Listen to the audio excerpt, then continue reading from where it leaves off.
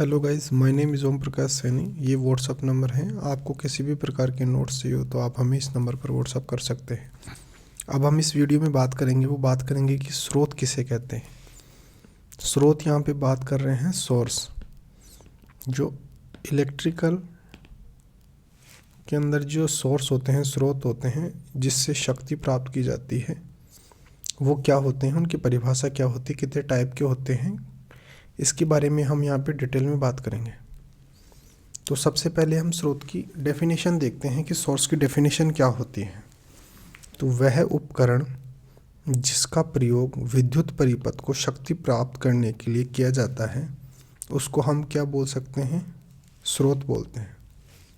जैसे मान लीजिए ये कोई इलेक्ट्रिकल परिपथ है। अब हमें इसको नीड है इसके अंदर इलेक्ट्रिसिटी प्रोवाइड करने की, यानी कि इसके अंदर विद्युत धारा प्रवाहित करने की। तो हम इसके अंदर एक लगा देंगे जनरेटर, जिससे शक्ति उत्पन्न होती है या विद्युत धारा उत्पन्न होती है। तो हम ये जो उपकरण लगा रहे हैं इसको ही हम क्या बोलेंगे, स्रोत, जिसके माध्यम से जो परिपथ है, जो विद्युत परिपथ है, उसके अंदर शक्ति उत्पन्न होगी, अर्थात विद्युत धारा उत्पन्न होगी। तो इसको हम बोलेंगे स्रोत। तो विद्युत परिपथ में दो प्रकार के शक्ति स्रोत काम में लिए जा सकते हैं। अब ये कौन कौन से हैं, एक तो है वोल्टता स्रोत और एक है धारा स्रोत। अगर हम ऐसा कोई स्रोत यूज़ कर रहे हैं जो वोल्टता उत्पन्न करता है और ये धारा उत्पन्न करता है, तो इस प्रकार से ये दो प्रकार के हो गए, ये पहला और ये दूसरा। अभी जो दोनों सोर्स हैं, दोनों स्रोत हैं, वो दो प्रकार के हो सकते हैं। एक तो हो सकते हैं आइडियल फॉर्म में, यानी कि आदर्श रूप में, और दूसरा हो सकता है वास्तविक रूप में। आइडियल का मतलब तो हो गया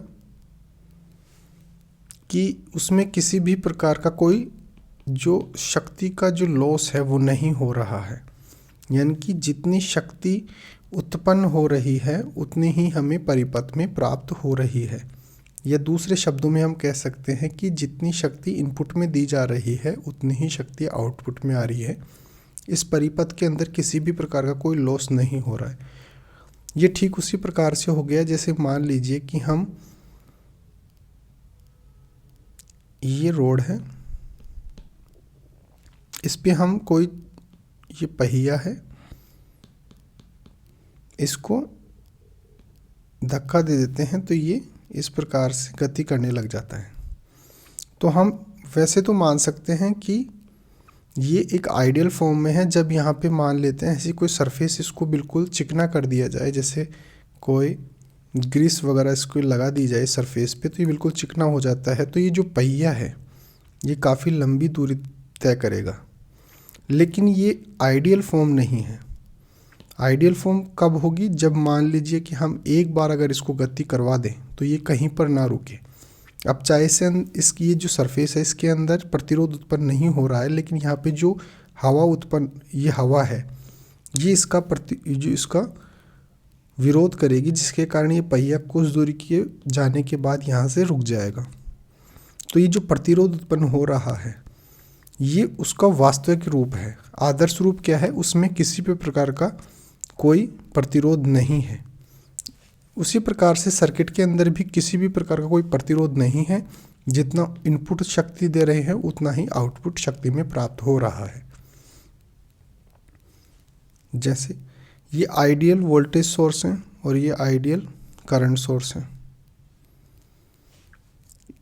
अगर हम जैसे वोल्टेज सोर्स जो होता है उसको प्रायः हम बैटरी की तरह प्लस माइनस से दर्शाते हैं, और जो करंट सोर्स होता है उसको इस प्रकार से एक एरो के सिंबल के द्वारा दर्शाते हैं। अब हम बात करते हैं इसके जो दो टाइप हमने बताए, एक तो वोल्टता स्रोत और एक हमने बताया धारा स्रोत। तो पहले हम देख लेते हैं वोल्टता स्रोत क्या होता है। यदि किसी वोल्टता स्रोत यानी जनित्र का मतलब होता है जनरेटर, जैसे हम इलेक्ट्रिसिटी उत्पन्न करने के लिए जो जनरेटर यूज़ करते हैं वो क्या कर रहा है, वो शक्ति उत्पन्न कर रहा है जिसके कारण धारा उत्पन्न होती है और हमारे जितने भी इलेक्ट्रिकल जो इक्विपमेंट होते हैं, जो उपकरण होते हैं, वो कार्य करते हैं। यदि किसी वोल्टता स्रोत में आंतरिक लोड यानी आंतरिक प्रतिबाधा जेड इन क्या है? आंतरिक प्रतिबाधा उपस्थित ना हो और उसके साथ जुड़े बाह्य लोड प्रतिबाधा के किसी भी मान के लिए उस पर वोल्टता का मान स्थिर रहे, और इस पर जो बाह्य लोड है यानी कि जो प्रतिबाधा है के किसी भी मान के लिए उस पर वोल्टता का मान स्थिर रहे, और जो बाह्य लोड है वो कैसा रहे? स्थिर रहे, तो उसे हम बोलेंगे वोल्टता स्रोत। लेकिन व्यावहारिक रूप में प्रत्येक स्रोत यानी कि जनरेटर का आंतरिक लोड, आंतरिक प्रतिबाधा होता है जो उसके साथ श्रेणी क्रम में आंतरिक रूप में जुड़ा हुआ होता है। अगर ये आंतरिक प्रतिरोध 0 हो तो ये तो हो गया आदर्श रूप, यानी कि जो सर्किट है उसके अंदर किसी भी प्रकार का विरोध नहीं हो रहा है, यानी कि जो प्रतिरोध होता है वो 0 है। लेकिन ये पॉसिबल नहीं है, व्यावहारिक रूप से पॉसिबल नहीं है, उसमें कुछ ना कुछ प्रतिबाधा जो होती है वो उत्पन्न होती है। तो ऐसे वोल्टता स्रोत के साथ बाह्य लोड Z1 जोड़ने पर उस वोल्टता का मान बाह्य लोड में परिवर्तित होता है, अर्थात वोल्टता स्थिर नहीं रहती है। इस प्रकार वोल्टता स्रोत को वास्तविक वोल्टता स्रोत कहते हैं। तो ये अगर आंतरिक प्रतिरोध 0 नहीं है, इसका कुछ ना कुछ मान होता है, तो जो वास्तविक वोल्टता स्रोत है उसके अंदर ये मान बढ़ जाता है, 0 से अधिक होता है।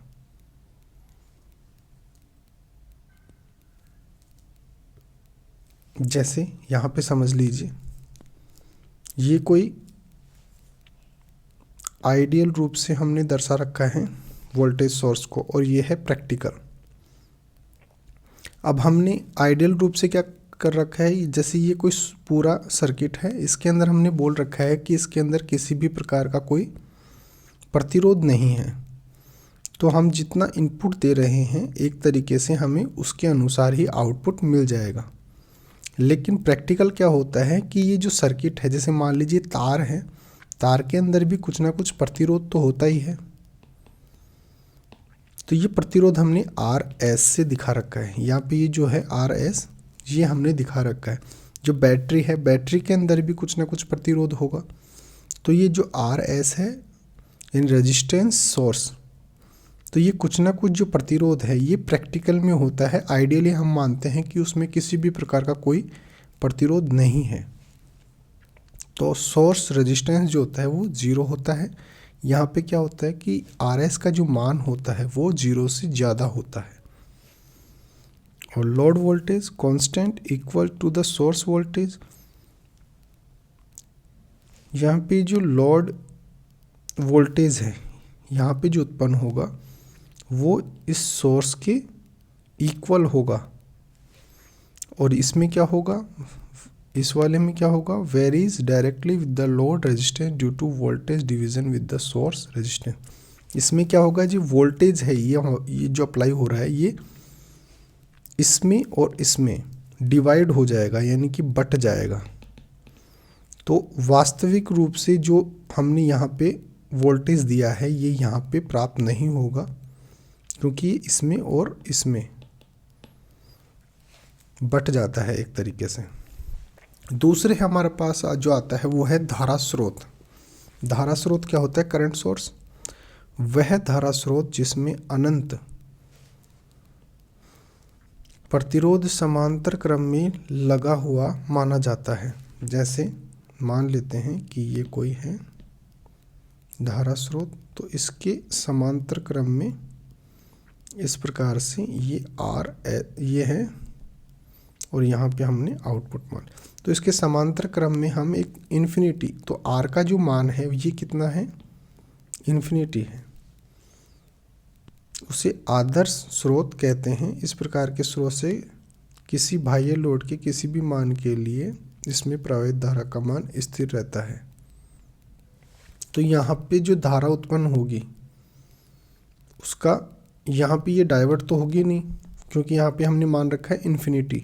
धारा का जो प्रवाह होता है वो सीधा हो जाएगा, लेकिन वास्तविक रूप से ये इन्फिनिटी नहीं हो सकता, इसलिए कुछ ना कुछ धारा इस दिशा के अंदर भी प्रवाहित हो जाएगी। तो यहाँ पे जो धारा प्रवाहित हमें मिलेगी उसका मान यहाँ से जो हमारे द्वारा निकाली गई थी धारा उससे कम प्राप्त होगा। तो आइडियल रूप से क्या होता है, जितनी धारा यहाँ से प्रभावित हुई उतनी धारा हमें यहाँ मिल गई, लेकिन वास्तविक रूप में क्या होता है, यहाँ से कुछ धारा जो प्रवाहित हुई थी वो इस डायरेक्शन में भी चली गई, जिसके कारण यहाँ पर धारा का मान कम प्राप्त होता है। धारा स्रोत जिसके समांतर क्रम में अनंत प्रतिरोध जुड़ा होकर परिमित मान का प्रतिरोध लगा हुआ होता है उसे वास्तविक धारा स्रोत कहते हैं। इस प्रकार के स्रोत में किसी बाह्य लोड में प्रवाहित धारा का मान बाह्य लोड में परिवर्तन से परिवर्तित होता है। देखिए, धारा का जो एक नेचर होता है कि जहाँ पर प्रतिरोध का मान ज़्यादा होता है वह उस डायरेक्शन में न जाकर जहाँ प्रतिरोध का मान कम होता है उस डायरेक्शन में जाती है। तो हम यहाँ पे आइडियली रूप से मान रहे हैं यहाँ इन्फिनिटी है। इन्फिनिटी है इसका मतलब यहाँ से धारा अगर प्रवाहित हो रही है तो वो इस डायरेक्शन में नहीं जाएगी, लेकिन वास्तविक रूप में आर का मान इन्फिनिटी नहीं हो सकता। इसका मतलब ये हो गया यहाँ से कुछ ना कुछ धारा प्रवाहित हो जाएगी, जिसके कारण इसके जो आउटपुट में है वो सेम धारा सेम करंट हमें प्राप्त नहीं होगा। जैसे यहाँ से ये कोई IS है, यानी कि जो करंट सोर्स है, यहाँ पे हम मान रहे हैं कोई इन्फिनिटी प्रतिरोध लगा हुआ है। तो अगर इन्फिनिटी है तो ये जो धारा जा रही है ये इस डायरेक्शन में नहीं जाएगी, क्योंकि हमने अभी देखा कि इसका जो नेचर होता है करंट का वो होता है कि जिस तरफ ज़्यादा प्रतिरोध मिलता है उस तरफ नहीं जाती। इन्फिनिटी का मतलब तो बहुत ज़्यादा, अनंत। तो इस डायरेक्शन में जाकर ये सीधी निकल जाती हैं। तो आइडियल रूप से जितनी धारा यहाँ से प्रवाहित हुई वहाँ हमें ये वी आउट के रूप में मिल गई। लेकिन प्रैक्टिकली क्या होती है कि जो ये होती है RP का जो मान होता है वो इन्फिनिटी नहीं हो सकता। तो ये कुछ ना कुछ धारा इस सर्किट में भी चली जाती हैं। तो यहाँ पे जो हमें वी आउट का मान मिलता है वो कम प्राप्त होता है। यहाँ से जो धारा निकली है वो बढ़कर यहाँ पर कम प्राप्त होगी। आगे हम देखते हैं, किसी भी विद्युत ऊर्जा स्रोत को वोल्टता स्रोत या धारा स्रोत के रूप में निरूपित किया जा सकता है यदि किसी स्रोत की आंतरिक प्रतिबाधा ZS और उसके लोड प्रतिबाधा ZL से जोड़ा जाता है तो उसे एक आदर्श वोल्टता स्रोत और श्रेणी क्रम में संयोजित आंतरिक प्रतिबाधा के संयोजन के तुल्य मान सकते हैं। इसी प्रकार से इस स्रोत को एक आदर्श धारा स्रोत उसके समांतर क्रम में लगे आंतरिक प्रतिरोध के रूप में माना जा सकता है। तो अगर हम बात करें कि वोल्टता स्रोत की, उसके अंदर श्रेणी क्रम में संयोजित करेंगे आंतरिक प्रतिबाधा को, ठीक है। और विद्युत जो धारा स्रोत होता है उसके अंदर समांतर क्रम के अंदर इसको संयोजित करेंगे। उपरोक्त निरूपण में वोल्टता VS और धारा IS में निम्न संबंध पाया जाता है।